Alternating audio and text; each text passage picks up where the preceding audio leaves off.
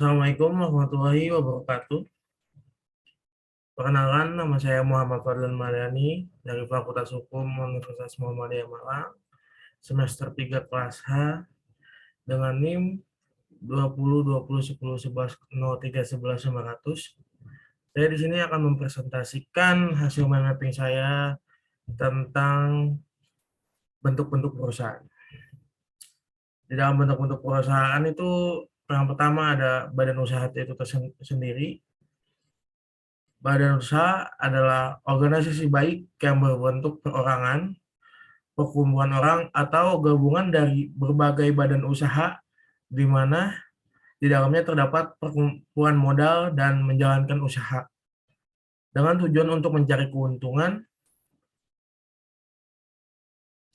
Di contohnya seperti badan usaha yang ada di Indonesia, seperti PO, UD, FA, CV, ataupun PT. Di dalam badan usaha itu juga terdapat beberapa faktor yang diantaranya ada tipe dari usahanya seperti perkebunan atau industri, luas dari jangkauan pemasaran yang akan dicapai, modal yang diperlukan untuk memulai usaha, sistem pengawasan yang dikehendaki, tinggi rendahnya risiko yang nantinya akan dihadapi, jangka waktu izin operasional yang diberikan oleh pemerintah, dan yang terakhir keuntungan yang direncanakan. Badan usaha itu terbagi menjadi dua. Yang pertama ada badan usaha yang berbadan hukum dan bukan yang berbadan hukum. Saya akan menerangkan yang berbadan hukum terlebih dahulu, seperti yang ada di Indonesia ini, sebelah kiri.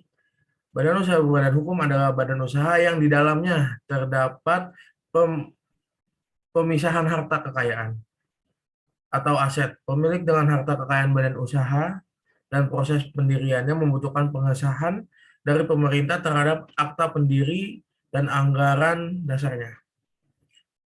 Apa manfaat berbadan hukum?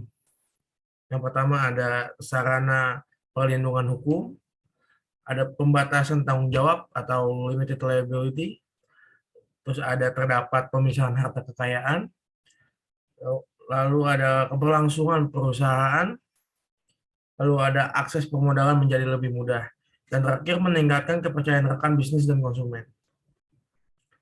Lalu di badan hukum ini juga terdapat perkumpulan badan hukum, yaitu sekumpulan orang didirikan untuk mewujudkan kesamaan maksud dan tujuan tertentu atau di bidang sosial atau kemanusiaan dan tidak membagikan keuntungannya kepada anggotanya. Diatur berdasarkan Kitab Undang-Undang Hukum Perdata Stabilet 1870 nomor 64 dan Stabilet 1939 nomor 570.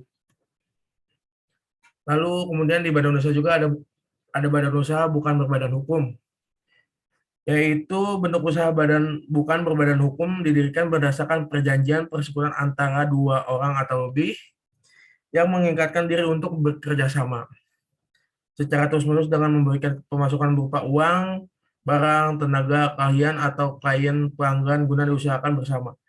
Mempunyai nama dan tempat kedudukan tetap dengan mencari dan membagi bersama keuntungan yang diperoleh.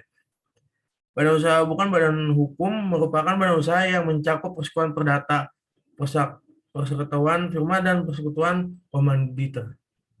Contohnya yang pertama ada persekutuan perdata. Persekutuan perdata yang menjalankan profesi secara terus-menerus dan setiap sekutunya bertindak atas nama sendiri serta bertanggung jawab sendiri terhadap pihak ketiga. Lalu ada persekutuan firma. Badan usaha bukan badan hukum yang setiap sekutunya berhak bertindak dan atas nama perusahaan firma serta bertanggung jawab terhadap pihak ketiga secara tanggung tentang sampai harta kekayaan pribadi. Ada beberapa aspek di dalam badan usaha bukan berbadan hukum. Yang pertama, yaitu didirikan berdasarkan perjanjian persekutuan perdata. Yang kedua ada dibuat dengan akta notaris dalam bahasa Indonesia. Yang ketiga, persekutuan perdata mulai berlaku sejak tanggal akta notaris atau tanggal kemudian yang ditentukan dalam akta notaris tersebut.